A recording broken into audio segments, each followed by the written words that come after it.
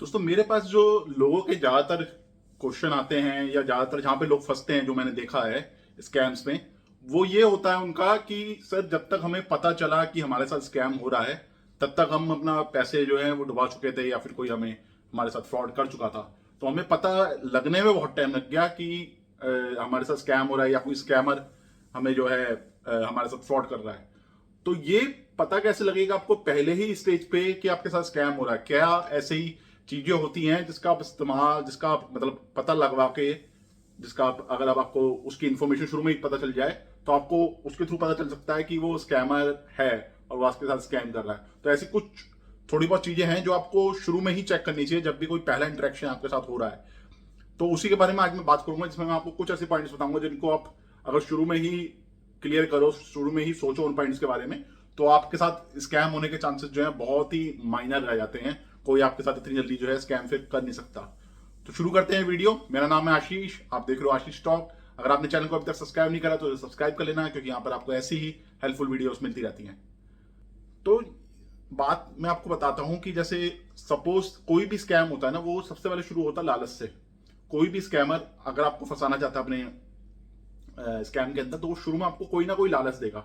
या तो कम टाइम में ज्यादा पैसे कमाने का लालच, या फिर फाइनेंस की अगर बात हो रही है तो 5 मिनट में लोन या 2 मिनट में लोन, या फिर प्री अप्रूव्ड ऑफर है आपके पास, आपका सिबिल भी चेक नहीं होगा, आपका इनकम प्रूफ भी नहीं चाहिए, वहां पे आपके साथ स्कैम हो सकता है। मतलब कोई भी ऐसी चीज जो कि अनएथिकल है, मतलब जो लॉजिकली सही नहीं लग रही, मतलब कम टाइम में आप पैसे डबल कर लो या पैसे ज्यादा कर लो, या फिर फटाफट आप लोन ले लो बिना किसी सिविल स्कोर के। जबकि सिविल स्कोर एक बहुत बड़ा इंपॉर्टेंट फैक्टर होता है किसी भी लोन के लिए। अगर आप एक अच्छी बैंक से लोन लेने जा रहे हो तो सिविल स्कोर सबसे पहले कंसिडर होता है। अगर सिविल ही नहीं है तो लोन कोई भी नहीं देता। लेकिन जो बंदा सिविल, बिना सिविल के लोन देने के लिए तैयार हो रहा है, सिविल बेसिकली क्या दिखाता है? आपका रिकॉर्ड दिखाता है कि आप कितनी टाइमली पेमेंट करते हो, आपकी पेमेंट्स बाउंस तो नहीं हो रही। तो जब आपका सिविल ही खराब होगा, मतलब आपका ट्रैक रिकॉर्ड खराब है, आप पेमेंट्स टाइम से नहीं करते या लोन्स नहीं चुका पाते, या आपने बहुत सारे लोन्स ले रखे हैं, तो सिविल ही जब खराब है तो कोई भी कंपनी लोन देती ही नहीं, क्योंकि उसे डाउट होता है कि हमारे पैसे वापस नहीं होंगे। लेकिन जो बंदा सिविल खराब होने पे भी लोन देने के लिए तैयार हो रहा है, मतलब कहीं ना कुछ गड़बड़ है।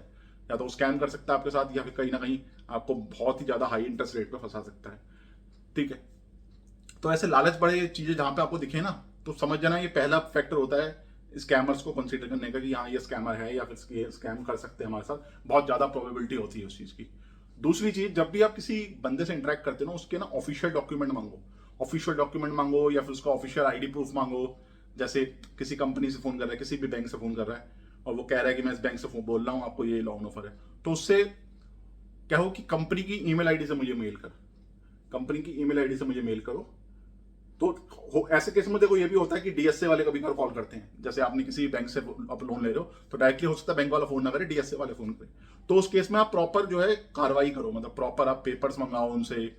ठीक है, प्रॉपर आप एग्रीमेंट्स मंगाओ, लोन सेंक्शन लेटर मंगाओ, एग्रीमेंट्स मंगाओ, प्रॉपर सारी चीजें करो। 5 मिनट वाला काम मत करो। अगर वो कह रहे हैं कि बस 5 मिनट में आपका लोन हो जाएगा, ये भर दो, तो वहां पर समझो गड़बड़ है। ठीक है, तो अगर कोई भी आपसे कम्युनिकेट कर रहा है, प्रॉपर उससे इन्फॉर्मेशन लो, सारी डिटेल्ड इन्फॉर्मेशन लो, प्रॉपर डॉक्यूमेंटेशन मंगाओ।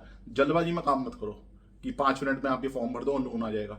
वैसे वाला काम मत करो। वैसे वाला काम करोगे तो फंसोगे हमेशा, बहुत ज्यादा चांस होते हैं गड़बड़ होने के। तीसरी चीज, अगर किसी ने अपनी कंपनी का नाम बता दिया कि मैं इस कंपनी से बोल रहा हूँ, या ये फाइनेंशियल मतलब ये आ, इस बैंक से बोल रहा हूँ, या फिर ये वाली कंपनी से बोल रहा हूँ, ये वाले ऐप से बोल रहा हूँ, आपको लोन दे रहे हैं हम, तो पहले उस ऐप के जो है प्ले स्टोर पर रिव्यू चेक करो। ये चेक करो कि वो ऐप जो है, इंटरनेट पे आप गूगल पे ये चेक करो कि वो कंपनी जो है कितनी पुरानी है। ठीक है, अगर आपको ये जानना है कि आप कैसे पता कर सकते हो कंपनी कितनी पुरानी है, अगर आपको नहीं आता देखना, तो आप मुझे कमेंट बॉक्स में बताओ, मैं इस पर भी एक सेपरेट वीडियो बनाऊंगा जिसमें मैं आपको बताऊंगा कि आप कैसे देख सकते हो कोई कंपनी कितनी पुरानी रजिस्टर्ड है। तो आप ये देखो कि कंपनी कितनी पुरानी है, आप ये देखो लोगों के रिव्यूज कैसे हैं उस कंपनी के लिए। अगर उनका ऐप होगा प्ले स्टोर पे, जो कि मोस्टली कंपनीज का आजकल होता है, लोन वाली कंपनीज का, तो आप उनके रिव्यूज चेक करो कि लोगों का क्या कहना है, क्योंकि रिव्यूज कभी झूठ नहीं बोलते। पेड रिव्यूज हो सकते हैं, मैं मानता हूं कि उन्हीं के लोग रिव्यू कर देते हैं, लेकिन कहीं ना कहीं अगर 100 रिव्यूज है, 100 में से 30-40 लोग उनके हो सकते हैं, 50-60 लोग जो होंगे ना वो जेन्युइन नहीं होंगे। क्योंकि गूगल इतने ज्यादा फेक रिव्यूज को प्रमोट नहीं, एक्सेप्ट नहीं करता, क्योंकि गूगल को पता चल जाता है एल्गोरिथम को कि ये फेक रिव्यू है, तो वो अप्रूव ही नहीं करता। तो आप रिव्यूज चेक करो प्ले स्टोर पे जाके, लोगों का यह कहना है, लोग क्या कहते हैं उस ऐप के बारे में, लोगों के एक्सपीरियंस क्या रहे हैं। इंटरनेट पे चेक करो, माउस शॉट वेबसाइट उस पर चेक करो, कंज्यूमर रिव्यू पे चेक करो कि लोगों के डिफरेंट एक्सपीरियंस है क्या, क्योरा पे चेक करो। तो आप किसी भी कंपनी का अगर रिव्यू चेक करना चाहते हो गूगल पे, तो आप सिंपली उस कंपनी का नाम डालो और उसके आगे डाल दो रिव्यू। जब आप गूगल पे सर्च करते हो तो गूगल पे उस कंपनी का नाम डालो और उसके आगे लिख दो रिव्यू। तो अपने आप ही जितने भी रिव्यू होंगे उस कंपनी के वो सारे निकल के आ जाएंगे। उनको पढ़ो अच्छी तरह। अगर आपको लग रहा है सबके रिव्यूज ठीक ठाक है, 60 to 70% का रेशियो जो है पॉजिटिव ही है, तो आप चले जाओ, तो कोई दिक्कत नहीं होगी। तो उतना ज़्यादा दिक्कत आपके लिए नहीं होगी, क्योंकि लोगों के रिव्यूज मोस्टली जो है अगर पॉजिटिव ही हुए तो आपको बस मतलब स्कैम के चांसेस नहीं होंगे, वो बहुत रेयर हो जाते हैं फिर। ठीक, तो ये सब चीज़ें आपको कंसीडर करनी है। और तीसरी चीज, कभी भी अपनी जो बैंक डिटेल्स है या फिर कोई ऐसी कॉन्फिडेंशियल डिटेल आपको इतनी जल्दी फर्स्ट इंटरेक्शन में लीक नहीं करनी। अगर कोई आपसे कह रहा है कि जी आपका लोन प्री अप्रूव हो गया, आप बस बैंक डिटेल भेज दो, तो पहली इंटरेक्शन में कभी भी आपको बैंक डिटेल नहीं भेजनी है। अगर कोई पहली इंटरेक्शन में आपसे बैंक की डिटेल मांग रहा है तो फिर गड़बड़ है कहीं ना कहीं। ठीक है, तो बैंक की डिटेल का काम सबसे लास्ट में आता है, जब आपका जो है एग्रीगेटर होता है, आपके बैंक को ऑथराइज कर जाता है, वहां पे काम आता है आपके बैंक की डिटेल्स का। तो वो भी आपको एक कंसीडर करना है।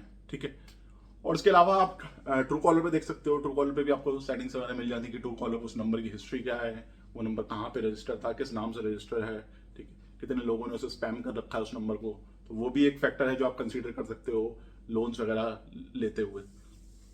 तो ये 4-5 चीजें जो मैंने आपको बताई, जो कि अगर आप कंसीडर करोगे, जो कि बहुत कॉमन चीजें हैं, अगर आप ये कॉमन चीजें कंसीडर कर लोगे ना किसी भी लोन ऐप्स का या किसी भी दूसरे ऐप का जो आप यूज करने जा रहे हो, चाहे ऑनलाइन पैसे कमाने के लिए किसी और चीज के लिए, तो ये चीजें कंसीडर कर लोगे तो आप काफी हद तक बच सकते हो। ठीक है, तो बहुत ज्यादा चांसेस होते हैं कि आपके साथ स्कैम ना हो। ठीक है, तो प्रोबेबिलिटी उसकी बहुत कम हो जाएगी। तो अगर ये बेसिक चीज आप कंसीडर करोगे, ठीक है, तो आप किसी भी स्कैम से बचे रहोगे और आप अपना जो पैसा है जो है वो वेस्ट होने से या बर्बाद होने से बचा सकोगे। तो ये हमारा आज का वीडियो का टॉपिक था। उम्मीद है आपको वीडियो अच्छी लगी। वीडियो अच्छी लगी वीडियो को लाइक एंड शेयर जरूर करें। हमारे यूट्यूब चैनल को सब्सक्राइब करना ना भूलें। मिलते हैं नेक्स्ट वीडियो में एक और नए टॉपिक के साथ।